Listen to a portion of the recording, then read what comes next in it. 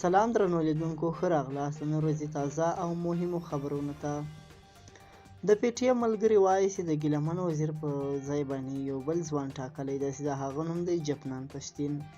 هغه یو انقلابي شاعر دی او د پی ټي ایم غړو ویلي دي او د شمالي وزیرستان ګردو شاعرانو دا فیصله کړې ده چې د ګیلمن ځای باید په هغه باندې ډک سي. جپنان پشتین هم تر هغو ځوانانو نه دی کوم ځوانان چې د ګیلمن په شانتې مبارزه کوي او د هغه رکب ته ګیلمن وزیر اوس خپل سر قربان کړ.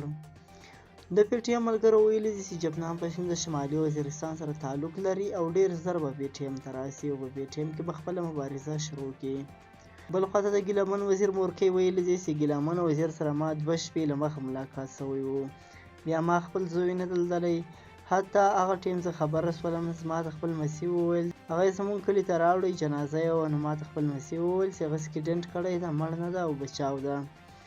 په همدې تړاو د ګیلمن وزیر مورکۍ ویلي دي چې د ګیلمن وزیر یو بله ښځه هم شته په افغانستان کې او 2 ښځې لري چې له یوې نه ماشومان لري، 3 لوڼې دي او 2 یې زامن دي.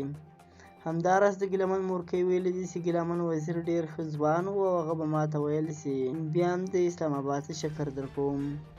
بل خواته سپینې ماڼۍ ویلي دي چې د امریکا ولسمشر جو بایډن په کورونا وایرس اخته شوی دی. له همدې کبله یې د لاس ویګاس ښار کې خپله وینا لغوه کړې ده او د ځان له کرنټین کولو پریکړه یې کړې ده. د جو بایډن د روغتیا فعال ډاکټر کیون اکانر له خولې ویلي شوي دي چې بایډن د پزې بهېدو، ټوخي، سردرد او ناراحتي احساس درلود چې له همدې امله بایډن په خپل شخصي کور کې ځان کرنټین کوي او له هماغه ځایه به چارې سمبالوي. دا په داسې حال کې ده چې د دې وروستیو کې د انتخابي کمپاینونو په مهال په ځینو مناظرو او ویناوو کې د بایډن دماغي توازن برابر نه ښکارېږي. نو دا و د نننۍ ورځې تازه او مهم خبرونه. سبا چینل سبسکرایب کړئ او له نورو ملګرو سره هم شیر کړئ.